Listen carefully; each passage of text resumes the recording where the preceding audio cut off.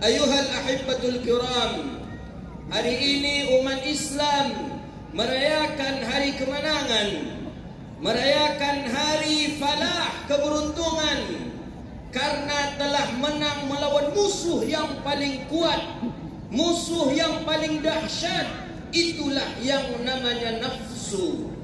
Maka Al-Imam Hujjatul Islam Abi Hamid Al-Ghazali mengatakan, musuh yang paling kuat bukanlah kafir, musuh yang paling kuat bukanlah Yahudi, tapi musuh yang paling kuat adalah nafsu.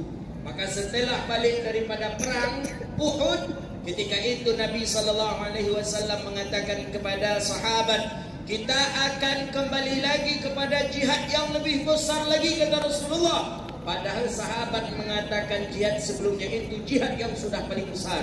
Sahabat semuanya kaget bertanya ke Rasulullah, "Mahia ya Rasulullah? Apa jihad yang lebih besar lagi daripada jihad yang sudah kita lakukan ini ya Rasulullah?" Kata baginda Nabi, musuhnya pun lebih dahsyat. Kata baginda, itulah melawan nafsu. Nafsu musuh yang terdahsyat, musuh nafsu yang paling susah untuk kita kalahkan. Makanya Al-Imam Al-Ghazali mengatakan dalam Minhajul Abidin, beliau katakan kenapa nafsu itu musuh yang kuat. Pertama, asbabnya karena nafsu musuh dari luar, ketika musuh dari dalam. Ketika mengalahkan musuh dari dalam, itu sangat susah untuk mengalahkannya dibandingkan dengan musuh yang di luar. Kenapa? Karena yang kedua, kata Imam Ghazali, musuh itu bisa nampak dalam kasat mata, tapi nafsu musuh yang tak nampak, susah mengalahkannya. Sudah dia musuh yang tak nampak, kemudian ia musuh dari dalam. Maka oleh karena itu, alhamdulillah, kita dengan mengagungkan Allah dengan kalimat Allahu Akbar, Allahu Akbar, Allahu Akbar, kita telah mengalahkan nafsu itu. Kita sudah menang, kita sudah falah, dan kita sudah mendapatkan keberuntungan itu pada hari ini. Allahu Akbar, Allahu Akbar, Allahu Akbar. Tapi walaupun di dalam hadis, di dalam ayat sudah disebutkan orang-orang yang beruntung itu siapa saja mereka, maka setidaknya kita termasuk bagian daripada itu, karena kita telah meningkatkan iman dan takwa kita kepada Allah Subhanahu wa taala. Siapa mereka? Pertama, mereka yang beruntung adalah mereka yang berpuasa, mereka yang mensucikan jiwa dan dosanya. Mereka sucikan dirinya, mereka sucikan dosa dan maksiatnya. Maka Ramadan adalah sayyidul syuhur. Ramadan adalah bulan penghulu segala bulan. Ramadan bulan ampunan.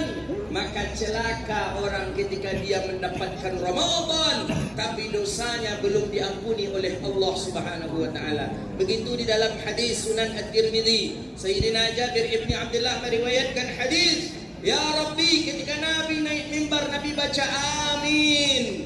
Ketika terdengar oleh sahabat, ya Rasulullah, kenapa engkau naik mimbar membaca amin, padahal sebelumnya engkau tak membaca amin ya Rasulullah? Jawaban Nabi, ketika aku tadi menaiki kakiku di tangga yang pertama mimbar, Jibril datang kepadaku membaca doa, kata Rasulullah. Apa doa Jibril? Syaqiyul abd idza adraka ramadhana falam yaghfir zanbah. Celaka seorang hamba yang ketika ia mendapatkan Ramadan dan dosanya belum diampuni oleh Allah Subhanahu wa taala. Maka kita tidak inginkan Ramadan berlalu kemudian dosa kita masih ada berbekas, dosa kita masih ada yang tertinggal yang belum diampuni oleh Allah Subhanahu wa taala. Maka Ramadan bulan suci, suci jiwa, suci diri dengan zakat fitrah, dan suci harta dengan zakat mal. Maka Ramadan bulan kesucian seluruhnya, suci dosa, maksiat, taubat kepada Allah, suci diri dengan kita membayar zakat fitrah,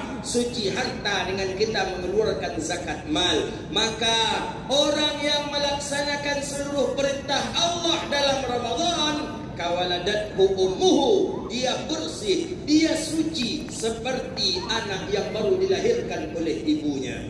Allahu Akbar, Allahu Akbar, Allahu Akbar. Ketika amin yang kedua yang dibaca oleh Nabi Muhammad, Ja'ani Jibril pun datang, kata baginda Nabi sallallahu alaihi wasallam. Jibril berdoa.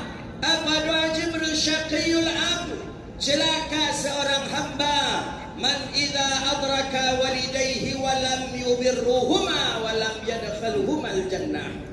Celaka seorang hamba yang ketika ia mendapati ibu bapaknya dalam keadaan hidup, tapi dia tidak bisa berbakti kepada ibu bapaknya. Maka orang ini takkan menang dia pada hari ini. Orang ini tidak akan mendapatkan keberuntungan pada hari ini ketika ia menyia-nyiakan ibu bapaknya. Ibu bapak wali yang paling keramat di dunia ini. Ibu bapak letaknya redha Allah padanya. Ibu bapak letak murka Allah pada ibu bapak. Ketika suqtallah suqtal walidain, Allah akan redha kepada seseorang itu jika ibu bapaknya redha. Allah akan murka kepada seorang itu ketika ibu bapaknya pun murka. Hadis sudah menjadikan pelajaran kepada kita. Siapa hendaknya Alqamah? Sahabat yang taat, sahabat yang saleh.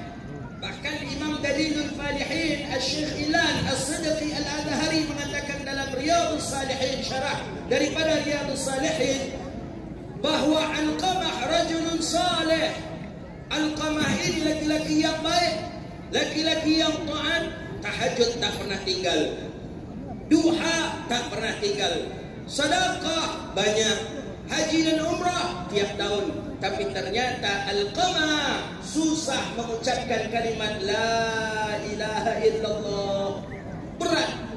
Ketika Alqamah sakratul maut, didatangi oleh Nabi, ditalkinkan oleh Nabi dengan kalimat tahlil La ilaha illallah.